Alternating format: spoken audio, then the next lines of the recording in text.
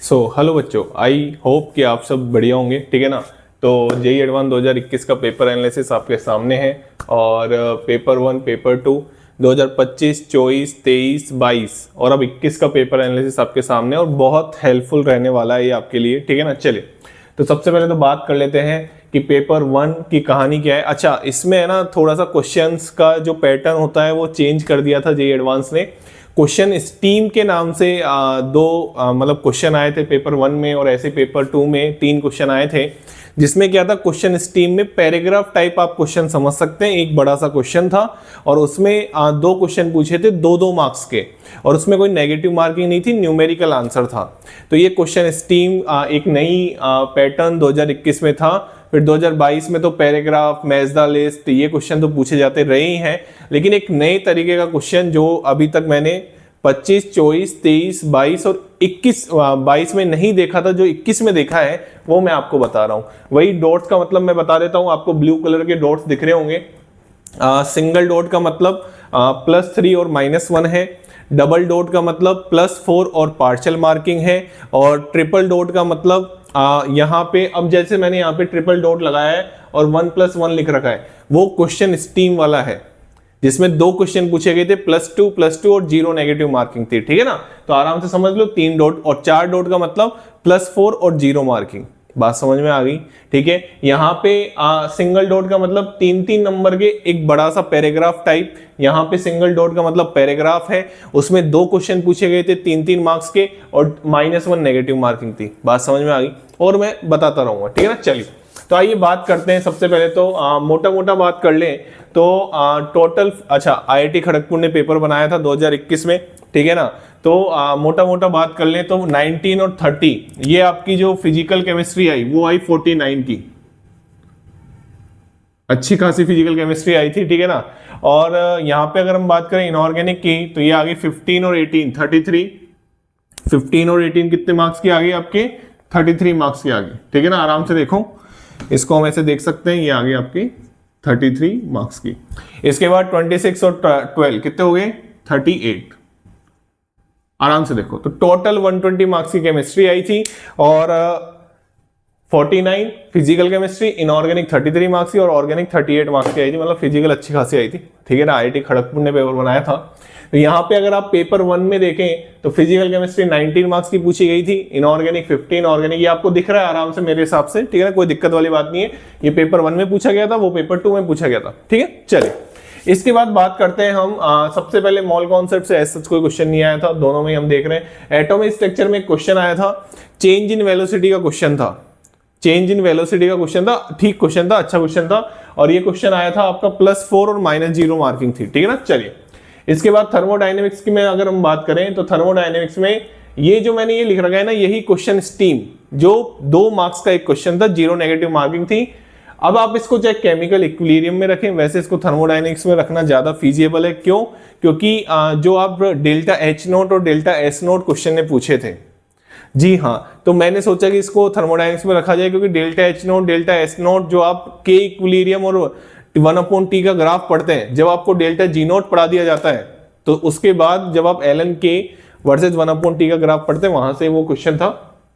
Thermodynamics का favourite है graph से क्वेश्चन पूछना, तो वहां से क्वेश्चन था। ठीक है ना। चलिए, तो यहां पे अगर हम बात करें तो ये थर्मोडायनेमिक्स थी। इसके बाद आप यहाँ पे देखें पेपर 2 में, तो यहाँ पे बॉन्ड डिसोसिएशन एनर्जी, अब मैंने है ना ये था, वैसे तो ऑर्गेनिक का आप मान सकते हैं, लेकिन मैंने इसको थर्मोडायनेमिक्स में रख दिया क्योंकि इसमें मेनली तो थर्मोडायनेमिक्स भी यूज आ रही थी। इसमें ना सब्स्टिट्यूशन रिएक्शन की बात कर रही थी। किसी की बात कर रखी थी? सब्स्टिट्यूशन रिएक्शन की। तो मैंने इसको इसमें रख दिया है। एक क्वेश्चन ग्राफ से क्वेश्चन था, बहुत फेवरेट है जेईई एडवांस के लिए ग्राफ। तो थर्मोडायनेमिक्स में खासकर जनरली ग्राफ से तो क्वेश्चन, अब ग्राफ कुछ भी हो सकता है, कुछ भी पूछ सकता है वो ग्राफ बना के। कभी उसने इंटरनल एनर्जी टेम्परेचर के बीच ग्राफ बनाया है, कभी P वर्सेस V का ग्राफ बनाया है, कुछ भी। ठीक है ना। चलिए, तो आप देख सकते हैं थर्मोडायनेमिक्स कितने नंबर की आई थी, अगर मैं आपको इसमें बताऊं, 3 2 2 4 4 4 8 8 9 10 11 12 14 और ये हो गया 18 नंबर की थर्मोडायनेमिक्स आई थी। 18 नंबर की थर्मोडायनेमिक्स आई थी 120 में से। थर्मोडायनेमिक्स तो भैया एक ऐसा चैप्टर है जिससे क्वेश्चन आना तय है। अब उसमें आपकी किस्मत मानो कि भैया क्वेश्चन सिंपल आ जाए तो हमारी किस्मत चमक गई, और कई बार क्वेश्चन हार्ड भी आ जाता है, ठीक है ना। अब आप ये देखें, केमिकल इक्विलिब्रियम उसने साफ कर रखा है, आयनिक इक्विलिब्रियम उसने साफ कर रखा है, रिडॉक्स से एक क्वेश्चन पूछा था उसने, और 1+1 यानी ये भी कैसा था, क्वेश्चन स्टीम का ही क्वेश्चन था।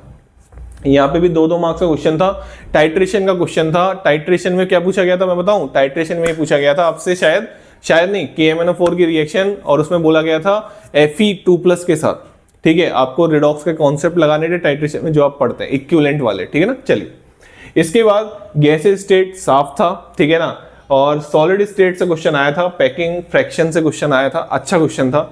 इसके बाद सॉल्यूशन से क्वेश्चन आया था, वही क्वेश्चन स्टीम वाला, 2-2 मार्क्स का क्वेश्चन आया था, और एलिवेशन इन बॉइलिंग पॉइंट का क्वेश्चन था, ठीक है। देखो, मैं सॉल्यूशन जेईई एडवांस के पॉइंट ऑफ व्यू से सॉल्यूशन के बारे में बात करूं ना, तो देखो एज सच इतना हार्ड क्वेश्चन नहीं बनता है।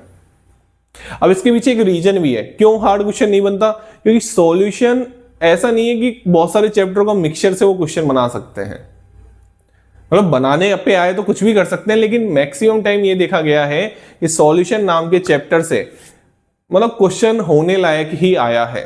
ऐसा नहीं है कि उसमें बहुत ज्यादा आपको सोचना हो, जैसा थर्मोडायनेमिक्स में सोचना पड़ता है, जैसे आयनिक इक्विलिब्रियम में सोचना पड़ता है, जैसे इलेक्ट्रोकेमिस्ट्री में सोचना पड़ता है, और कभी कभी तो केमिकल काइनेटिक्स में सोचना पड़ता है। तो थोड़ा सा आप सॉल्यूशन चैप्टर को थोड़ा अच्छे से करके जाए, स्कोरिंग चैप्टर है। इसके बाद इलेक्ट्रोकेमिस्ट्री से आप देख सकते हैं 2 क्वेश्चन पूछे गए थे, ठीक है, आराम से आप देखें। एक क्वेश्चन पूछा गया था SRP और ई सेल वाला, क्वेश्चन सिंपल था, ज्यादा हार्ड एंड फास्ट क्वेश्चन नहीं था। इसके बाद एक क्वेश्चन था अल्फा और लैम्डा एम नॉट वाला, फॉर्मूले बेस्ड क्वेश्चन था। देखो, इलेक्ट्रोकेमिस्ट्री के हम 3 पार्ट में पढ़ाते हैं। जो कंडक्टिविटी वाला पार्ट होता है ना, वो तो भैया छोड़ के नहीं जाना चाहिए किसी को भी, क्योंकि फॉर्मूले बेस्ड पार्ट है वो। मतलब आपको थोड़ा फॉर्मूले को मैनिपुलेशन करना आता होगा ना, तो आपका आराम से क्वेश्चन हो जाएगा। तो ये था इलेक्ट्रोकेमिस्ट्री। इसके बाद केमिकल काइनेटिक्स की बात करें, फर्स्ट वर्ड से क्वेश्चन आया था, अच्छा क्वेश्चन था, 4 ऑप्शन, ये मल्टी सेलेक्ट में क्वेश्चन आया था।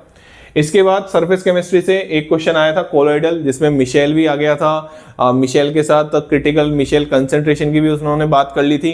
ये सब मल्टी सेलेक्ट क्वेश्चन था, ठीक है ना, जिसमें +4 और पार्शियल मार्किंग रहती है, -3, -2, -1 ये वाली। अच्छा, आप अगर फिजिकल केमिस्ट्री अगर आप देखें ध्यान से, तो मैं हर बार आपको ये फोकस करवाता हूं कि ऐसे चैप्टर खोजो जिससे क्वेश्चन आ ही रहा है। अब मेरे हिसाब से मैंने 21, 22, 23, 24, 25 5 साल के पेपर एनालिसिस आपको इस चैनल पे देखने को मिलने वाले, और लगातार चलता रहेगा ये प्रोग्राम तो। लेकिन मैं आपको ये बताना चाहता हूं कि जैसे थर्मोडायनेमिक्स हो गया, ठीक है, इलेक्ट्रोकेमिस्ट्री हो गया, केमिकल काइनेटिक्स हो गया, सॉल्यूशन हो गया, सरफेस केमिस्ट्री हो गई, सॉलिड स्टेट हो गया, मतलब ये ऐसे चैप्टर है जिनसे क्वेश्चन आता ही आता है। अब एटॉमिक स्ट्रक्चर से क्या है क्वेश्चन, अभी 2025-24 में आपने पेपर एनालिसिस में देखा होगा, ये बताता है भैया जो नहीं पूछा गया ना उसके तो ये मानो कि 2-3 साल से जो नहीं पूछा गया ना उसके तो ये मानो कि बहुत ज्यादा प्रायोरिटी आने की। हाँ, लेकिन भाई ये है ना कि जेईई एडवांस है, कुछ भी कर सकता है, लेकिन प्रायोरिटी आप उसको दे जो नहीं पूछा जा रहा है, उनको तो करके ही जाना है, और जो फ्रिक्वेंटली पूछे जा रहे हैं उनको भी करके जाना है। करना सभी है लेकिन प्रायोरिटी के बेस पे, ठीक है ना। चलिए, इसके बाद पीरियोडिक टेबल, क्योंकि जेईई एडवांस अनप्रेडिक्टेबल पेपर होता है, ऐसा नहीं कि आप कुछ भी प्रेडिक्ट कर लें, और क्वेश्चन तो आप प्रेडिक्ट कर नहीं सकते हैं, ठीक है ना। चलिए, पीरियोडिक टेबल साफ रहे। केमिकल बॉन्डिंग देखो, मतलब आप ये देखो, आईआईटी खड़गपुर ने केमिकल बॉन्डिंग साफ कर दिया। हम बोलते हैं ना कि इनऑर्गेनिक केमिस्ट्री में केमिकल बॉन्डिंग से तो क्वेश्चन आएगा ही आएगा, ये लो साफ कर दिया, क्योंकि इनऑर्गेनिक की 33 मार्क्स की आई थी ना यार। अब वेटेज तो देखो, ठीक है। चलिए, तो ऐसा कोई फिक्स नहीं होता है जेईई का। इसके बाद कोऑर्डिनेशन से 3 क्वेश्चन आए थे, कोऑर्डिनेशन तो फिक्स है। अभी तक तो मैंने ऐसा कोई पेपर नहीं देखा जिसमें कोऑर्डिनेशन से क्वेश्चन नहीं आया हो। 2021, 22, 23, 24, 25 देखो लगातार 3 क्वेश्चन आए हैं। कोऑर्डिनेशन का वेटेज यहाँ पे आप देख सकते हो 3 मार्क्स, तो ये हो गया +3 -1, 4 और 3 7 और 4 11 मार्क्स का वेटेज है। 33 मार्क्स में से 11 मार्क्स का तो कोऑर्डिनेशन है अकेला। तो कोऑर्डिनेशन तो वैसे भी करके जाना चाहिए, हम तो बच्चों को बताते ही हैं कोऑर्डिनेशन और केमिकल बॉन्डिंग इनऑर्गेनिक की जान है, और पी ब्लॉक को अगर जोड़ दें तो ये तो मैक्सिमम केमिस्ट्री आपकी कवर हो जाती है, ठीक है ना। तो यहाँ पे आप देखें आराम से, मैग्नेटिक मूवमेंट से क्वेश्चन आया था, फेवरेट है जेईई का, आइसोमर से क्वेश्चन आया था, और यहाँ पे ज्योमेट्री से क्वेश्चन आया था। तीनों ही क्वेश्चन करने लायक थे। इसके बाद डी एंड एफ ब्लॉक से कोई ऐसा क्वेश्चन नहीं था। पी ब्लॉक से हम देखें तो पी ब्लॉक मतलब आप ये देखें, मैंने ऐसा अभी तक 5 साल में ऐसा कोई क्वेश्चन, ऐसा कोई पेपर नहीं देखा जिसमें पी ब्लॉक और कोऑर्डिनेशन से क्वेश्चन नहीं आया। अब यार जिससे क्वेश्चन आना फिक्स है उसको तो पढ़ के जाओ, जिससे फिक्स नहीं है उसको तो चलो एक बार को साइड में भी रख दो, लेकिन जिससे फिक्स है कि भैया पी ब्लॉक से क्वेश्चन तो आना ही है, कोऑर्डिनेशन से तो क्वेश्चन आना ही है, तो उनको तो करके जाओ जितना कर सकते हैं आप अपने एंड पे। तो यहाँ पे H3PO4 से की रिएक्शंस पूछी गई थी, यहाँ पे ClO2 और O3 की रिएक्शन। आप वेटेज देखें ना, 4 और 4 8 नंबर का वेटेज है पी ब्लॉक का, ठीक है ना। इसके बाद सॉल्ट एनालिसिस, 2 क्वेश्चन आप, एक सॉल्ट एनालिसिस का मिक्स क्वेश्चन था, ऐसे एरोज बना के जो फेवरेट है जेईई एडवांस का पूछने का तरीका वैसा क्वेश्चन था, और एक रिएक्शन ऑफ K3FeCN6 का क्वेश्चन था। 3-3 मार्क के 2 क्वेश्चन थे इसमें, 3 और 3 6 और 4 10 मार्क्स का सॉल्ट एनालिसिस। सॉल्ट एनालिसिस केवल चैप्टर ऐसे मत सोचो कि उसमें केवल ये भैया मिक्स है, इसमें आपका डी ब्लॉक मिक्स हो जाता है। कोई डी ब्लॉक के जो एलिमेंट्स है, आयरन, कॉपर, इनकी जो रिएक्शंस है वो सॉल्ट एनालिसिस में पढ़ा दो, चाहे डी ब्लॉक में बात कर लो, ठीक है ना। चलिए, और एक क्वेश्चन आया था एस ब्लॉक हाइड्रोजन गायब है, ठीक है। एस ब्लॉक काफी टाइम से नहीं पूछा गया है, तो हो सकता है एस ब्लॉक पूछा जाए, ठीक है ना। हाइड्रोजन तो 2021 या 2022 या 23 में देख लिया था एक क्वेश्चन। मेटलर्जी मिक्स क्वेश्चन आया था, मेटलर्जी भी एक ऐसा रिड्यूस चैप्टर है जेईई मेंस में, और उसका क्वेश्चन आता ही है फ्रिक्वेंटली, ठीक है ना। चलिए, 24-25 में नहीं आया था, तो 26 में लग रहा है आ सकता है, ठीक है ना। ऑर्गेनिक केमिस्ट्री, ये आप देख सकते हैं यहाँ पे मैंने डॉट से नंबर का वेटेज बता रखा है, ठीक है। ऑर्गेनिक केमिस्ट्री 26 मार्क्स की पेपर 1 में और 12 मार्क्स की पेपर 2 में। तो ये था IIT खड़गपुर का जलवा, ठीक है। और फिजिकल केमिस्ट्री भर के आई थी 49 मार्क्स, अपने आप में बहुत बड़ी है ना, ठीक है, बहुत बड़ा वेटेज है फिजिकल केमिस्ट्री का जब आप 120 मार्क्स का दे रहे हो तो, ठीक है ना। चलिए, तो ये था आपका 2021 का पेपर एनालिसिस, और जल्द ही हम धीरे धीरे करके सबके लगभग 15 साल के तो मैं सोच रहा हूँ, ठीक है, 2011 तक तो पहुंच जाऊं पेपर एनालिसिस के साथ, और डेफिनेटली हेल्प मिलेगी अगर आप थोड़ा सा भी टाइम देंगे, तो डेफिनेटली हेल्प मिलेगी, ठीक है ना। चलिए, thank you so much. Channel को लाइक करें, शेयर करें और सब्सक्राइब करें।